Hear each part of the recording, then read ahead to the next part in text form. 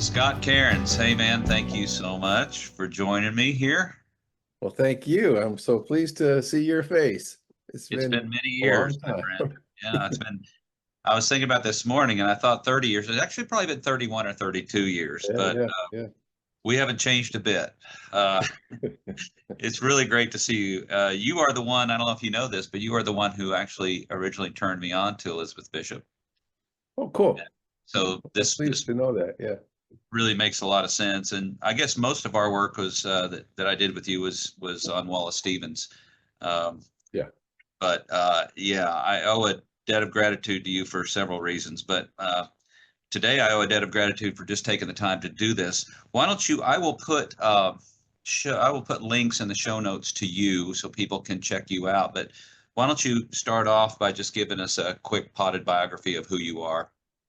Oh, I'm an old man who, well, yeah, it's hard to say who I am. I, you can Google me, Yeah, and and most of that's true that you'll find. yeah. But I guess I've been a professor of English for I guess about 40 years Yeah. and fixing to retire at the end of August. And Congratulations. and most of my books are poetry, though I've written some prose things Yeah. and book form, but and oh, I started a novel 1,000 years ago, and I think I still have about 80 pages towards the novel, and the sentences are gorgeous, but there's no clue, no whiff at all of a possible plot. Okay. So, Okay. so Sounds like a poet to me. abandoned. So yeah, uh, Yeah. who knows? Yeah. But You're maybe retirement will lead me back to that. Who can say? okay. And something like 12 books of poetry, is that right? Yeah, yeah. If you don't count the sort of adaptation translation work, yeah. Yeah. But a And total about you're 15 originally books. you're originally from Tacoma, Washington. Is that true? Yeah, and I live in there now. And you're back there now. What you see behind me, though I don't think you can see much of it, is the house I grew up in. I Wow. that's actually, maybe you don't know this, John, but if you spend most of your life, the the most recent part of your life in the Midwest, gaining equity in a house in the Midwest, then you want to go to the West Coast, you're not going to get much. So, Right. Right. so, Yeah. yeah, it was our inheriting this home that kind of underwrote our ability to come back to the Pacific Northwest and the Puget Sound, which is right out there. And Beautiful. so yeah, I'm very pleased to be back. Marcia, my wife's from San Diego area, so the West Coast is kind of our home place, and we get up and down the coast periodically You to got a see couple her. kids. Your kids are We grown, I'm sure. we do. What one lives here in Washington State, up in Bellingham, Washington, which is just shy of Vancouver, BC, and our daughter is in St. Louis with her family, and they And met their respective spouses at University of Missouri, where I taught for about 20 years, and gotcha. they went to school there, and Yeah. so it's my fault if she's stuck in Missouri. I was actually born and spent the first 15 years of my life in Kansas City. Um, Wow, we love Kansas City. That oh, was I do too. our sort of frequent weekend place. Yeah. Yeah. Well, now I know one of your daughter's name or your daughter's name is Elizabeth. Not Yeah. likely, but was she named after Elizabeth Bishop? She actually was. Was she? Yeah. Fantastic. My mother would tell you that it was her middle name, which is what we told our mother, my Gotcha. mother. Yeah.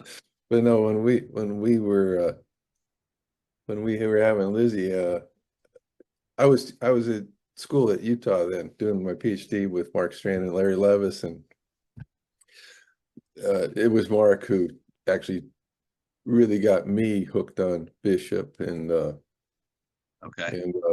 so during those times, Gotcha. she was one of the poets I read most. Wallace Stevens being one of the other ones, but yeah, Yeah. the, Yeah. the two were formative for me. Yeah, Nice. Well, let's get into Bishop and this poem in particular. yeah. I'll read it and then we can talk a little bit about Bishop. Let me tell you first, though, something that might interest you. I don't think maybe you knew this at one time, but I'm sure you've forgotten. In 1993, I went to Key West, to the Key West literary seminar, which was focused on Elizabeth Bishop at that time. And I met Mark Strand and Frank Bedard and Lloyd Schwartz and a number of others.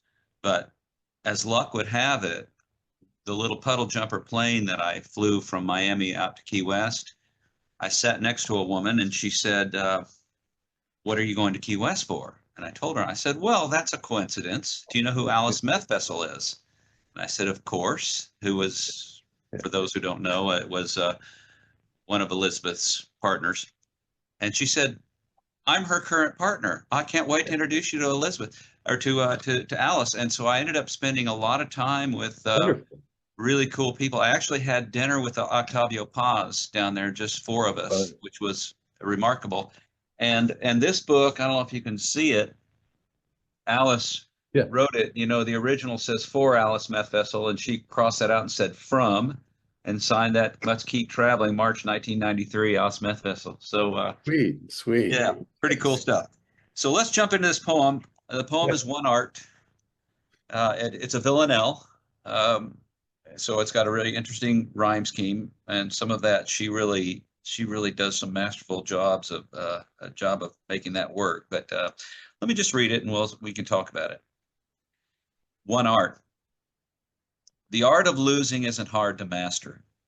So many things seem filled with the intent to be lost that their loss is no disaster. Lose something every day, accept the fluster of lost door keys, the hour badly spent. The art of losing isn't hard to master. Then practice losing farther, losing faster, places and names and where it was you meant to travel. None of these will bring disaster. I lost my mother's watch, and look, my last or next to last of 3 loved houses went. The art of losing isn't hard to master. I lost 2 cities, lovely ones, and vaster, some realms I owned, 2 rivers, a continent. I miss them, but it wasn't a disaster. Even losing you, the joking voice, a gesture I love, I shan't have lied. It's evident the art of losing's not too hard to master, though it may look like, write it, like disaster. Amen. Well delivered, brother. Yeah. Man, that poem, you know, it's very Buddhist. Is it? Tell me. Well, you know, the one of the core tenets of Buddhism is that our suffering comes from clinging. And one of the ways we can liberate ourselves is by recognizing that we're constantly pushing away what we don't want and clinging to what we do want. Yeah. And everything we know and love is going to die. Yeah.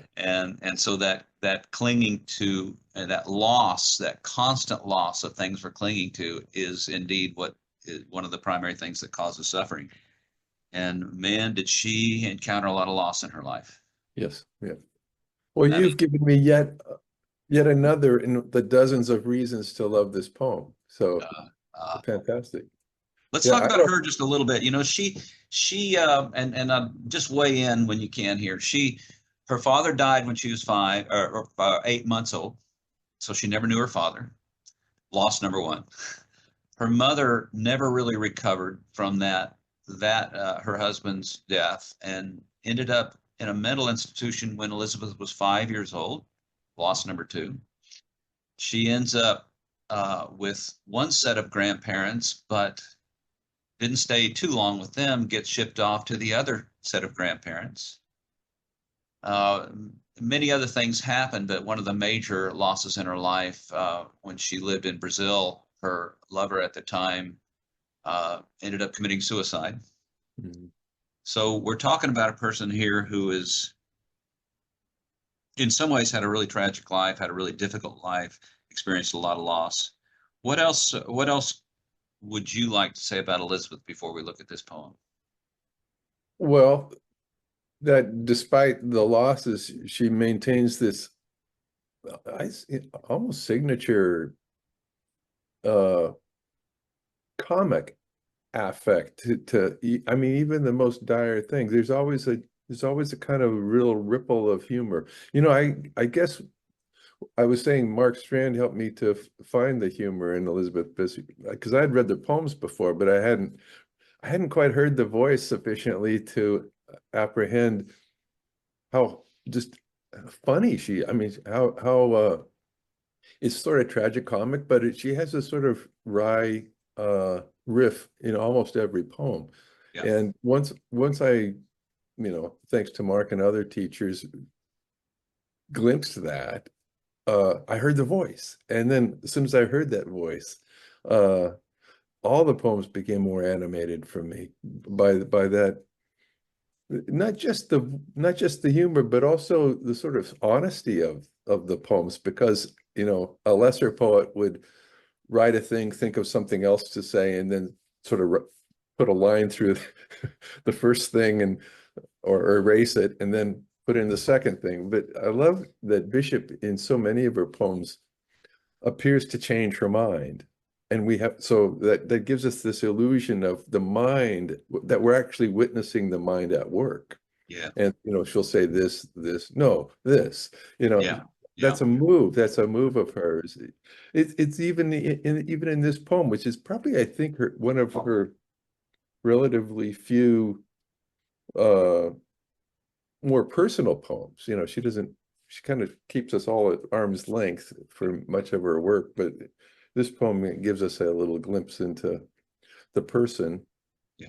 And in this, probably one of her most personal poems, even here, that change of mind happens at because it's also flippantly, offhandedly observed. The art of losing isn't so hard. Yeah. It isn't hard to master. But in the penultimate move, or the move to the final, the quatrain there, she says, "I shan't have lied. It's evident. It's not too hard to master." Right. You know, That it's word not, too. it's not hard to master, but no, it's not too hard to master. You do finally master, but it takes some doing. Yeah. And so I hear, even in that sort of signature move of hers, to say a thing and then to sort of restate it Yeah. otherwise. Yeah. There's that sense that she's working things out on the Yeah. page. Yeah. Yeah. It was even more personal at one time. I recently read this biography, relatively recent. I think it's 5 or 6 years old, perhaps, No, I uh, don't know that one. by Yeah. Megan Marshall. And one of the things she does that I really enjoy is she got her hands on a lot of the early drafts of the poems, and so she Oh, kind of shows how they evolved. And originally, this was written when she was separated from Alice, when she was sort of losing Alice at the time. Alice was quite a bit younger than her, and it wasn't going to work out. But um, it started off a little more directly about Alice, and it wasn't so. Uh, there was a little more doubt about whether she was mastering the loss or not. Let me see if I got can it. find. She talked about in an early draft, talked about losing one's reading glasses or one's favorite pen, and then she says one might think this would have prepared me for losing one average size, not exceptionally beautiful or dazzlingly intelligent person, except for blue eyes, but it doesn't seem to have at all. Um, Yeah. and then another later version of this, those final lines, she says, the art of losing isn't hard to master, with one exception. Oh, Write it. Disaster. So the one exception was Alice, of course. yeah. Amazing. No, I thank you for turning around not just to that fact, but to the biography itself. I'll get that and dig into it. Cool. So, we don't want to do a line by line explication, but let's talk a little more specifically about this poem. So, one of the I do a lot of executive coaching these days, and one of the things that ways I have helped people who seem to worry a lot, be stressed and anxious a lot, is I actually refer to this poem sometimes, and I say practice losing things, because you're clean, and when you do it with purpose, do it with intentionality. That I'm going to let things go. I'm going to let this go. I've got to let go that extra beer. I'm going to let go that responding to that email right now. I'm going to let go needing to check my email every 10 minutes. And there's that sense there of her saying, you're going to go ahead, lose something every day. Practice losing, right? She says it's lose something every day, except the fluster of lost door keys, the hour badly spent. Yeah. The fact that the poem's called One Art is significant. Yeah, let's talk about that. Help me. Yeah. What do you think about that? Well, you can read it a couple of ways, like, well, here's one art, or you can say everything The is art. one art. Yeah. There's kind of a unifying aspect of all aspects of our lives, of all faces of our lives. It's a matter of art. And so in a way, it's also a poem about, well, how does one become accomplished in art? Well, you practice. You do it. Yeah. And you do it, what, farther and faster, or better and better, whatever the increase, however you want to acknowledge the increase, something increases as you practice. There's a development and an expansiveness or expansion of one's capacities or abilities. So I believe that's here too, and that's often something that, so I've used this poem and other Bishop poems. Well, maybe you remember that's pretty much what I do instead of teaching anybody anything, is I have them look at really good stuff, and then we talk about it. But Yeah. but so I've used this poem in classes, and especially with young people, you point out to them that it a lot of poems are about a lot of things, but one thing that they're very often also about is the making of poems, or the making of art. It's not one or the other thing, but and here's a poem in which it's pretty performatively about this process of losing and becoming accomplished at losing, or learning how to do it without destroying yourself, even though it's a disaster. It's not a Yeah, she says it's not a horrible. disaster, but it Yeah, does feel a little bit like a disaster. or well, that little parenthetical "write it" is Yes. significant as well, because the form is what's telling her she has to say that. Yeah. And then there's like this little coded message here that I don't want to say that, Right. Right. Yeah. but the form has insisted, and then I guess she's compelled to admit that it is. Yeah. It's Early like, versions, by the way, said say it rather than write it. okay. But it's very similar. I'm not sure there's a whole lot of difference there, but it's kind of interesting. And one of the things I notice is that it goes, and you sort of alluded to this, it goes from sort of mundane things. It starts with keys. Oh yeah, I lost my keys. No big deal, right? Yeah. I had an hour badly spent. Okay, I'm not going to get that hour back, but it's just it's an hour. No big deal. And then it's almost like, as you said, losing faster and farther. The ante starts upping. We're Yeah. not just losing keys now. Oh, I lost my mother's watch, Yeah. and the sense there. I mean, she didn't never saw her mother after she was 5 years old, so that's just full of incredible meaning for her. Yeah. And then losing houses, losing cities, losing. What do you make of the word realms? That kind of, Yeah. I stick on that for some reason. Well, it has, it connotes things that over which, she has things over which she has oversight. Mhm. Um, and and the fact that she has some realms I owned, you know, so some some possessions, Mhm. you know, but they're intellectual possessions or emotional possessions. You know, there's some. I love the word for its reach because it is a wide. The scope of that word is quite something in terms of, you know, what do you mean by realms? Well, Yeah. everything that comes to your mind, I mean Yeah. by realms. And so I love that she. This is another thing about Bishop is, you know, she's very particular about certain details, but then opts for the I guess the imprecise, the more ambiguous on occasion, and in the context of a poet's work that is sort of noted for its particular. They used to speak of her as, you know, her eye being Yeah. something Yeah.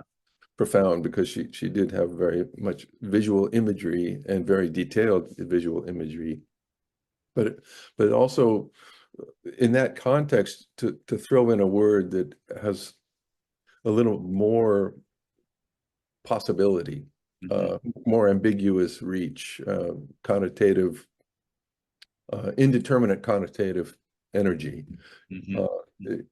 is even more, comes in more into relief. So you see it and you go, oh, why is she reaching like that there? She's not Mhm. usually doing that, but she does it. And it assists us, I think, as readers to bring some of our own matter into the view of the poem. And that's what another thing I love about her is, you know, she does write about very particular things, but in such a way as they become sort of our particular thing, or they become our things, or we have access to our own things through her things. And Well, I will say I have felt strong connections to things like lost door keys, my mother's watch, even houses, but I've never thought in terms of realms. Uh, it's very romantic sounding, and to me, I'm wondering here. I hadn't thought about this until just now. Frankly, I'm just sort of riffing, but I wonder if that's a little almost irony that I you can't own a realm. You can't, and so it's almost like the making fun of the fact that you're losing something. You never owned it. How could you oh, lose that's something you an never owned? I like that. Yeah.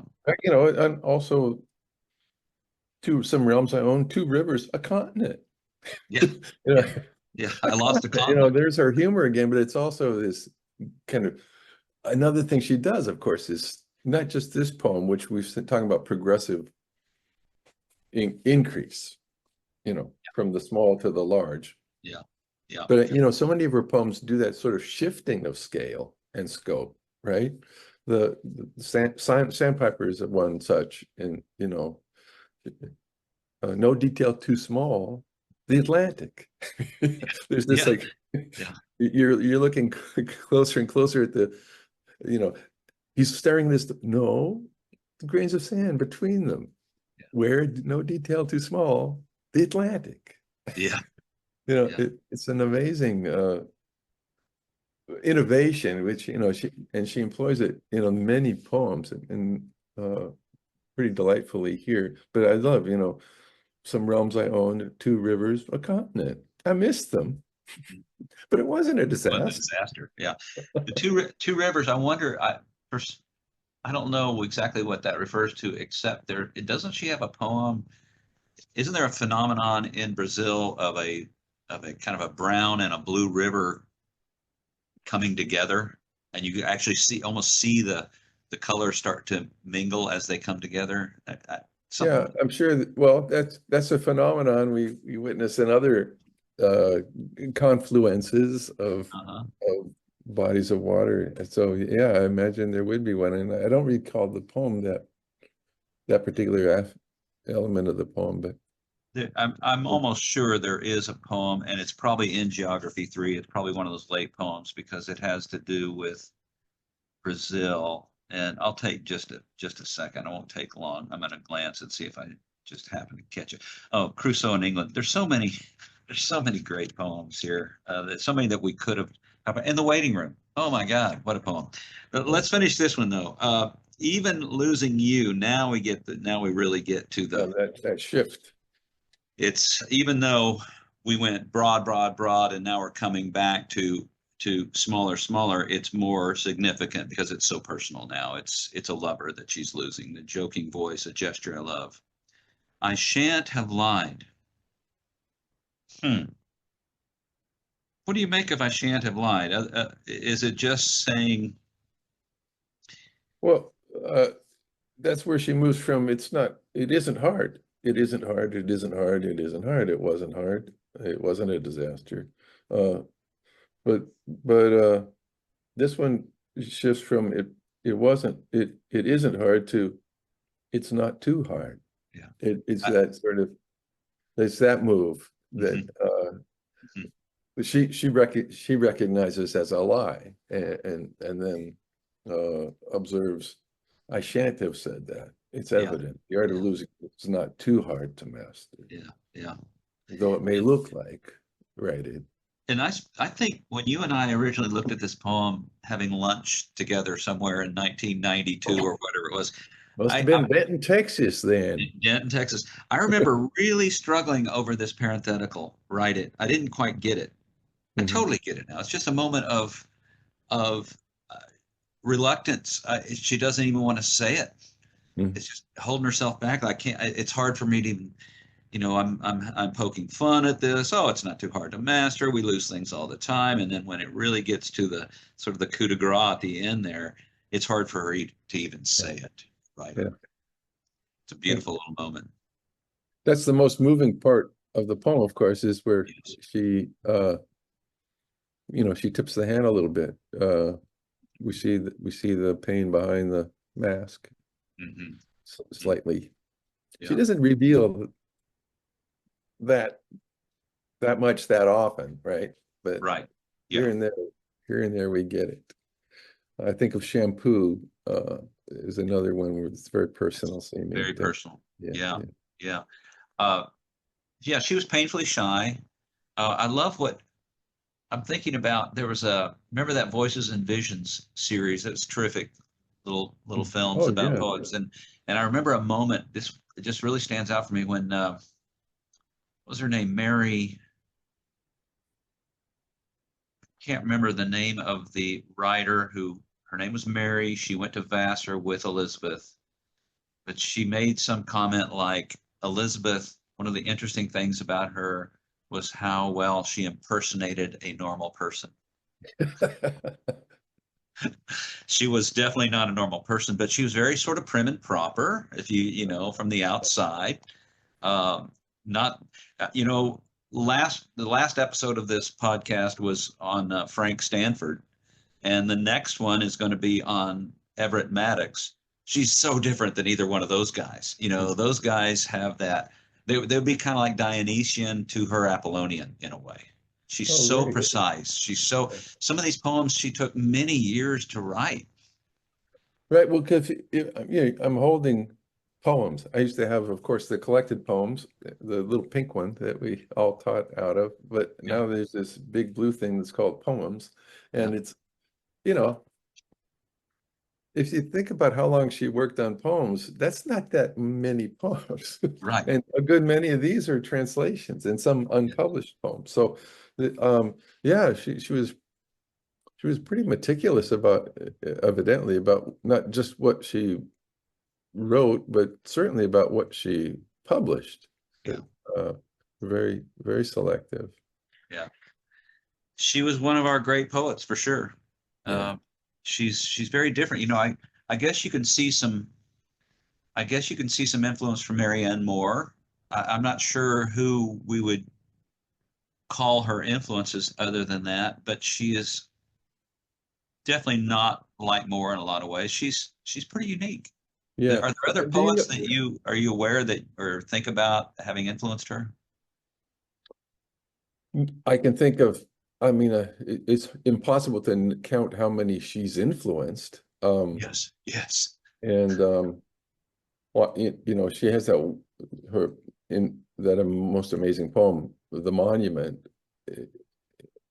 Uh, Mark Strand has a whole book called The Monument, which Right. is Right.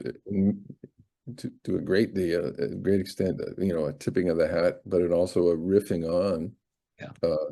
just a single poem by Bishop, Yeah. and then letting that expand in his own imagination to this full book, which is an amazing book too. But yeah, I think that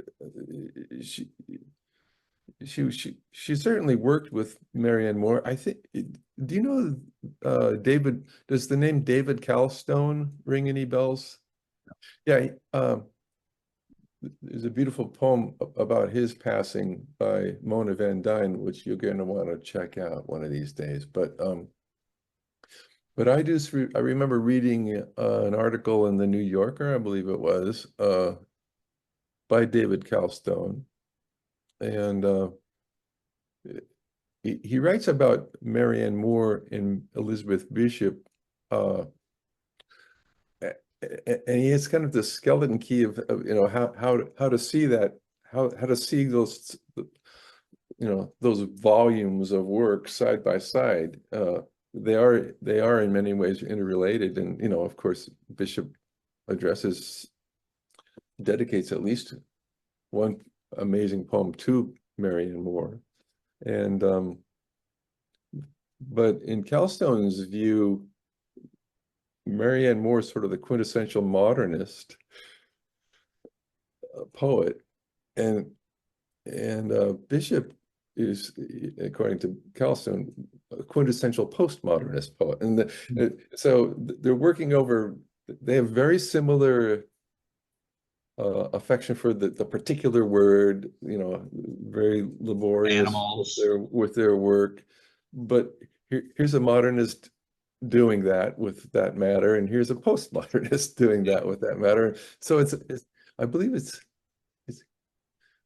I don't know that I have it anywhere but in an old New Yorker, but I'm sure it must have been reprinted somewhere. It's a pretty amazing, eye-opening Okay. observation about these two poets who did, know each other, work together. I think in many ways, there are certain in some letters I recall seeing in which Moore, sort of critiques a Bishop poem or in manuscript, and gives her all kinds of advice. And I think maybe that's where I saw those. It's in the Calstone article. He refers to this advice from a modernist to this other poet, this younger poet, later poet. So do you I know trying what? to make modernist poems out of Bishop's work, and again and again and again, Bishop said, "Thank you very much," and then doesn't change a thing. Just proceeds with her own Right. project in Right. that context. Yeah. So I think they had a great relationship, but it may be a peculiar relationship. But Yeah, and by the way, some of that comes out in this oh, volume it as does? well. Yeah. Yeah, yeah. Okay. It's Calstone, and you know where I can find that? Well, that article is in a back issue of the New Yorker, but I believe Okay. if you can, I don't know, I would have to, when we're done with this conversation, both of us will probably go and try to Google Yeah, uh, yeah, yeah. Calstone's work on Bishop and Moore, and I believe there's a collection of such critical essays uh, that It might be in there. my Okay. well, if he's got a collection, I believe he does. It's certainly got to be in there. But So I don't know, Scott, I don't know if this is a fair question, but if someone did not know Bishop and you were going to recommend some poems hmm. for them to read to introduce Bishop to them other than one art, what comes to mind? What poems? Oh, filling station. I think one. The monument. Um, Sandpiper. I'm sort of rattling off the ones that usually appear on a syllabus of mine if Okay. if Yeah. ever I have occasion to Yeah. teach Bishop. I think Man Moth is a beautiful prose Man Moth poem. is Yeah. powerful. Yeah. Yeah. And uh, just even the epigraph to that, pointing out that it was the whole poem comes about if by by way of her imagination seeing a mist Yeah, a misprint typo. from Which Mammoth. is supposed to Yeah, be mammoth, yeah, but it was a typo in some text or other, man moth, and just that one typo leads her into this invention, and yeah, it's stunning. yeah, yeah. And there's another aspect. She does have a sort of, I don't know what the biography says about her, but she has a sort of uh,